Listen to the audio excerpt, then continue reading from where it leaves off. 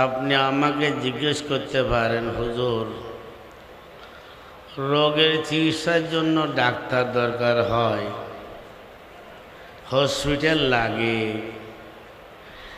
চিকিৎসার বিভিন্ন ধরনের যন্ত্রপাতি লাগে। এখানে তো এরকম কিছু দেখা যাচ্ছে না, কিসের চিকিৎসার কথা বলে? এই প্রশ্নের উত্তর দিতে গিয়ে আমি বলবো, আমরা মানুষের মধ্যে দুটি অংশ আছে। একটি অংশের নাম হলো মানুষের দেহ। দেখার জন্য দুটি চক্ষু, বলার জন্য জবান, শোনার জন্য কান,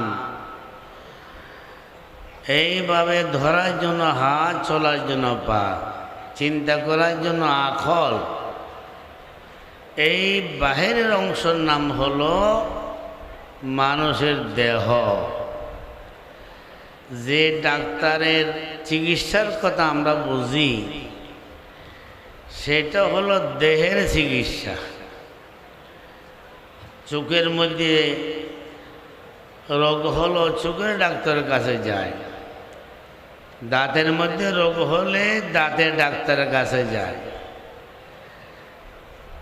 কানের মধ্যে রোগ হলে কানের ডাক্তারের কাছে যায়। তথা শরীরের যে রোগগুলো সৃষ্টি হয়, সেই রোগগুলো চিকিৎসার জন্য ডাক্তারের কাছে যেতে হয়। এই ডাক্তারগুলো সৃষ্টি হয় কলেজের থেকে, ভার্সিটির থেকে, সাধারণ শিক্ষার থেকে, জাগতিক শিক্ষার থেকে এই ডাক্তারগুলো সৃষ্টি হয়। এই ডাক্তারগুলো চিকিৎসার সম্পর্ক মানুষের দেহের সাথে, তবে দেহকে মানুষ বলা যাবে না। দেহের মধ্যে যত অংশ আছে, যত অংশের যত সিফাত আর গুণ আছে, ওই ধরনের দেহের অবস্থা পশুর মধ্যেও পাওয়া যায়। কাজে দেহের না মানুষ নয়। আমাদের দেশের ডাক্তাররা যে চিকিৎসা করে, এটা দেহের চিকিৎসা। আসল মানুষ দেহের নাম নয়। মানুষের ভিতরে আকল আছে। মানুষকে আল্লাহ পাক আকলে কামাল দান করেছেন, এই জন্য সে মুকাল্লাফ। পশুর মধ্যে আকল পাওয়া যায়, তবে আকলে নাকাজ মুকাল্লাফ নয়। এইভাবে মানুষের মধ্যে রূহ পাওয়া যায়, পশুর মধ্যে রূহ রয়েছে। কিন্তু আসল মানুষ যে অংশকে বলা হয়, সেই অংশের নাম হলো মানুষের কলব। এই কলম নামের সম্পদ আল্লাহ পাক কোনো পশুকে দেননি। কলম নামের সম্পদটি আল্লাহ পাক একমাত্র মানুষকে দিয়েছেন। এই কলম মানুষের সম্পদ।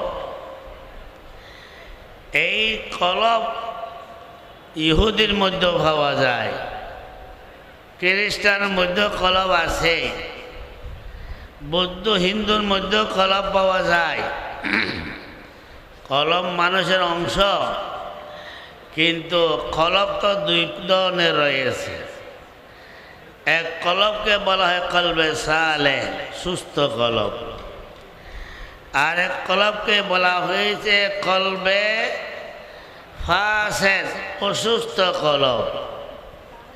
শুধু কলব দেখলে মানুষ নয়, তবে মানুষ ভালো হবে কলব ভালো হলে। মানুষ খারাপ হবে কলব খারাপ হলে। এখন যদি আমরা এতটুকু বলি, কলব থাকলে মানুষ, হাত পা থাকলে মানুষ, তাহলে মোহাম্মদ আরবির কাছে যা কিছু আছে আবু জাহালের মধ্যেও পাওয়া যায়। মোহাম্মদ আরবি আর আবু জাহেলের মধ্যে দেখতে কোনো বেশ কম নাই। আবু জাহেলের মধ্যে কলব আছে, মোহাম্মদের মধ্যে কলব আছে, কিন্তু কলবের ধরন বেশ কম আছে। মোহাম্মদ আরবের কলবের মধ্যে তৌহিদ পাওয়া যায়, রিসালত পাওয়া যায়, মৃত্যুর ভয় পাওয়া যায়, কবরের ভয় পাওয়া যায়, কিয়ামতের ময়দানে বিচারের ভয় পাওয়া যায়, জাহান্নামের ভয় পাওয়া যায়।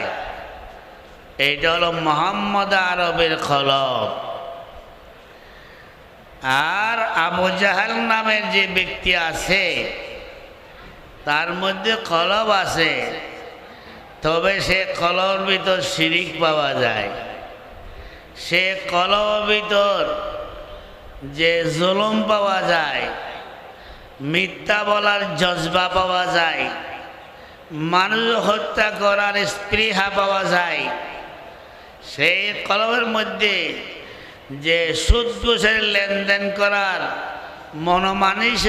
মানসিকতা পাওয়া যায়, তাহলে কি মোহাম্মদ সাল্লাল্লাহু আলাইহি ওয়াসাল্লাম এবং আবু জাহালকে বরাবর হইতে পারে?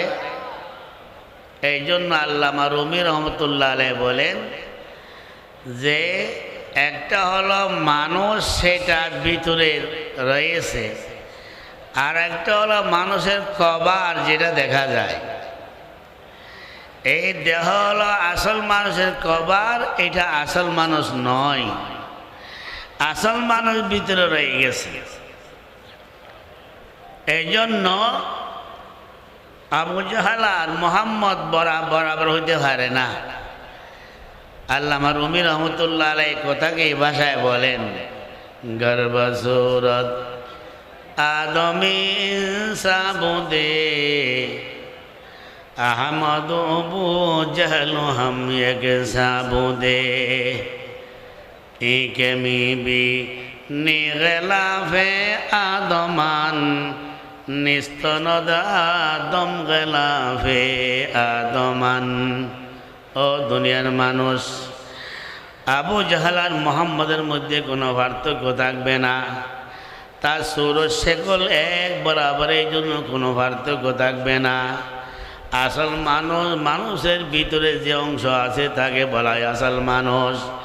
মানুষের ভিতর কলব পাওয়া যায়, কলবের নাম হলো মানুষ, কিন্তু কলবের মধ্যে এক ধরনের কলবের মধ্যে শিরিক পাওয়া যায়, গুনাহ পাওয়া যায়, আর ধরনের কলবের মধ্যে আল্লাহর তৌহিদ আর মহব্বত পাওয়া যায়।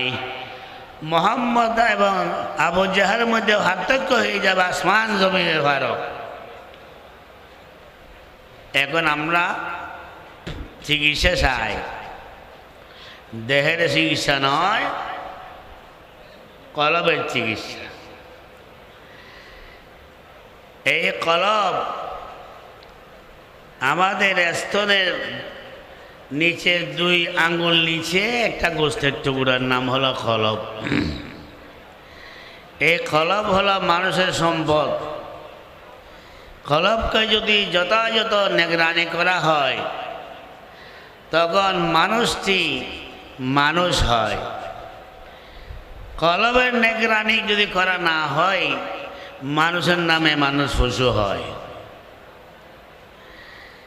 এই কলবের মধ্যে যে সমস্ত রোগ আছে, সে রোগগুলোর চিকিৎসা কলেজের মধ্যে হবে না। সে রোগগুলোর চিকিৎসা প্রচলিত ডাক্তারে করতে পারবে না। সে রোগগুলোর চিকিৎসক কলেজ ভার্সিটির কোনো প্রফেসর হতে পারবে না। এই কলবের মধ্যে যে রোগ সৃষ্টি হয়, এই সমস্ত রোগের মধ্যে একটার থেকে একটা বড় বড় মহামারীর রোগ। সেই কলবের মধ্যে হাসদ নামের একটা রোগ পাওয়া যায়। হাসদ মানুষের সমস্ত ইবাদতকে এমনভাবে খতম করে দেয়, যেভাবে আগুন লাকড়িকে খতম করে দেয়। আল হাসাদু ইয়াকুলুল হাসানাত কামা তাকুলুন নারুল হাতাবা। এই কলবের মধ্যে কিবির পাওয়া যায়, অহংকারের রোগ পাওয়া যায়। এই কলবের ভিতর অজব পাওয়া যায়, আমি ভালো, এটার নাম অজব।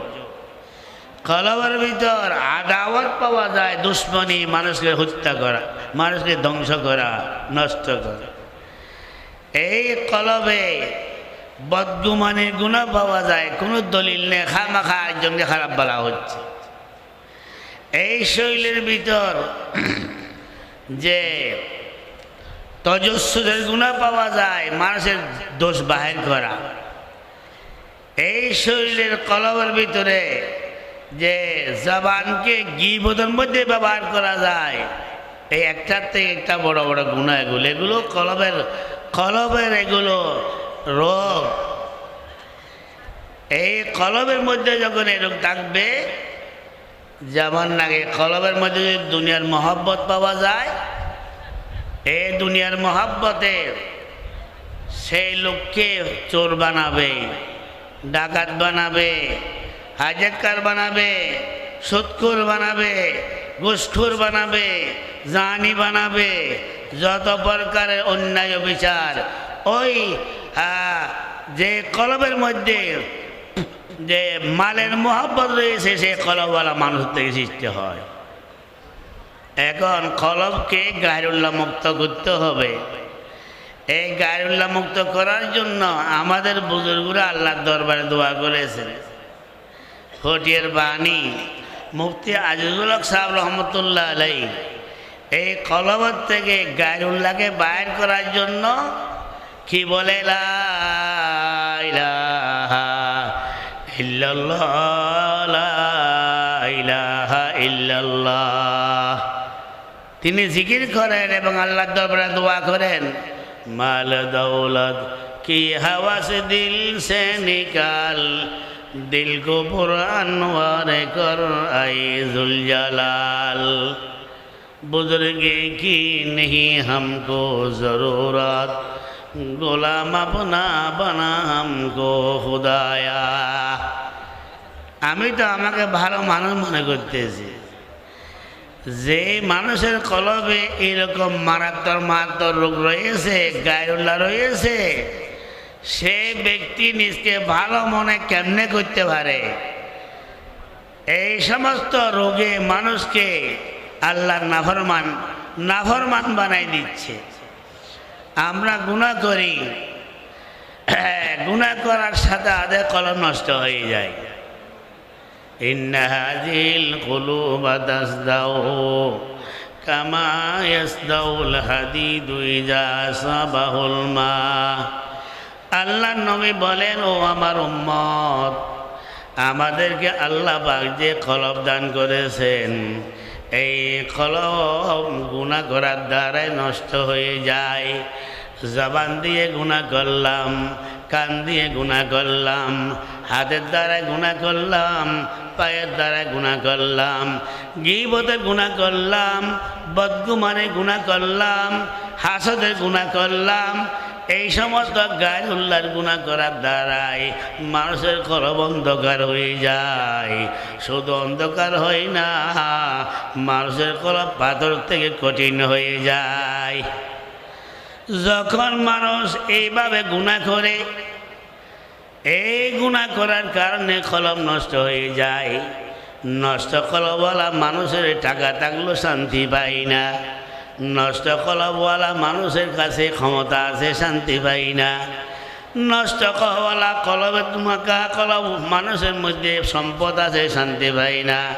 দুনিয়ার যত রকমের সাজ নাজ নিয়ামত আছে, সব কিছু থাকা সত্ত্বেও কলব নষ্ট হওয়ার কারণে শান্তি পাওয়া যায় না। কেন? গুনাহ করে। हर गुना जंगस्ते बर मरात दिल दिल जवाजी जंग हा खारो खजिल चूसी यादत अजा चूदी यादत गस्त दिल्ला तैरगी नफ्स दूरा बेश गर्दद हैरगी। ओ दोस्तों, আল্লাহ নবী বলেন, এই সমস্ত গুনাহ করার কারণে কলব যখন নষ্ট হয়ে যায়, এই কলম নষ্ট হয়ে যাওয়ার পরে মানুষের কলমের মধ্যে মানুষের রুহের মধ্যে অস্থিরতা সৃষ্টি হয়ে যায়।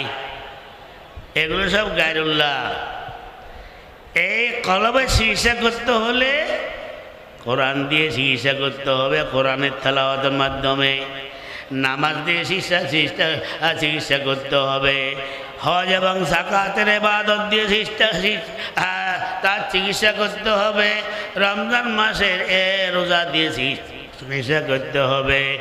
এইভাবে আওয়াবিন এসা তাহাজ্জুদের নামাজের মাধ্যমে কলবের চিকিৎসা করতে হবে।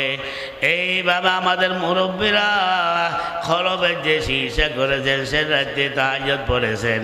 সে রাতে তাহাজ্জুদ পড়ার পর 12 তাসবিহ জিকির করে সেইখানে সে কলবের চিকিৎসা কীভাবে করেছেন, লা ইলাহা ইল্লাল্লাহ, লা ইলাহা ইল্লাল্লাহ, এই জিকির দিয়ে কলবের চিকিৎসা। এই লা ইলাহা ইল্লাল্লাহ 200 বার, শুধু ইল্লাল্লাহ 400 বার, আল্লাহ আল্লাহ 600 বার, আল্লাহ 100 বার। এই জিকিরের নাম হলো 12 তাসবিহ জিকির। আমাদের বুজুর্গরা সে রাতে উঠে তাহাজ্জুদ পড়ে। পটিয়ার বাণী মুফতি সাহেব রহমতুল্লাহি আলাইহি প্রতি রাত্রে লম্বা লম্বা কেরাত পড়ে তাহাজ্জুদের নামাজ পড়ে। পশ্চিম দিকে 4 জন হয়ে বসে কি বলে, লা ইলাহা ইল্লাল্লাহ, লা ইলাহা ইল্লাল্লাহ, লা ইলাহা ইল্লাল্লাহ, লা ইলাহা ইল্লাল্লাহ। এই জিকির দিয়ে কলবের চিকিৎসা কীভাবে করেছে? লা বলে এই আমার বাম সাইডে যে স্তন আছে, স্তনের নিচে কলব আছে। এই কলবের ভিতর যত গায়রুল্লাহ আছে, দুনিয়ার মহব্বত, হাসদের রোগ, কিবিরের রোগ, ওজবের রোগ, এই ধরনের দুনিয়ার মহব্বতের আবর্জনা এখান থেকে লা বলে টান দিয়ে পিছনে ফেলাই দিয়ে ইল্লাল্লাহ বলে কলবের ভিতর আল্লাহর মহব্বতে জাগা দাও। লা ইলাহা ইল্লাল্লাহ, লা ইলাহা ইল্লাল্লাহ। একটা তরবার নিয়ে যদি আঘাত করা হয়, যে জিনিসের উপর আঘাত করবে সেটা চুরমার হয়ে যাবে। ঠিক তেমনিভাবে যে কলবের ভিতর দুনিয়ার মহব্বত পাওয়া যায়, যে কলবের ভিতর গায়রুল্লাহ পাওয়া যায়, সেই কলবের উপর তরবারি মারা হচ্ছে। লা ইলাহা ইল্লাল্লাহ, লা ইলাহা ইল্লাল্লাহ। সারাতে তাহাজ্জুদের পরে যখন এই লার জিকির শুরু করে, কলবের থেকে সমস্ত গায়রুল্লাহ বাইর হয়ে এই কলবের মধ্যে একমাত্র আল্লাহর মহব্বত জায়গা নিয়ে রে। গায়রুল্লাহর মহব্বত শেষ গেলা দর কতলে গাইরে হক মেরান দরনগর আখের কে বাদে লাচে মন্দ ইল্লাল লাহু বাকি জুমলা রব মারহাবা আই এসকে শিরকত সুজে রব। ও দুনিয়ার মানুষ, সেরাতে যখন সমস্ত মানুষ শুয়ে থাকে, ওযু করে আপনি উঠে যান, তাহাজ্জুদের নামাজ পড়েন, 4 রাকাত 8 রাকাত তাহাজ্জুদের নামাজ লম্বা লম্বা কেরাত দিয়ে পটিয়ার বাণী মুফতি সাহেব রহমতুল্লাহ আলাইহি এই তাহাজ্জুদের পরে জিকির করে। এই জিকিরের দ্বারা কলবের ভিতর আল্লাহর প্রেম সৃষ্টি করে, আল্লাহর মহব্বত সৃষ্টি করে, দুনিয়ার মহব্বত কলবতে বাইর করে। মাল দৌলত কি হাওয়া সে দিল সে নিকাল, দিল কো বুরহান পার কর আইজুল জালাল। জিকির মাধ্যমে আল্লাহর মহব্বত কলবের মধ্যে সৃষ্টি করে। বানিয়ে পড়ি হযরত মুফতি সাহেব রহমতুল্লাহ আলাইহি সেরাতে আল্লাহর দরবারে বলে, শরাবে মোহব্বত পিলা দে খুদায়া, मोहब्बत की आतिश जला दे खुदाया, मोहब्बत में तेरी मिठा दे खुदाया, तेरे अगयारों से दिल छुड़ा दे खुदाया।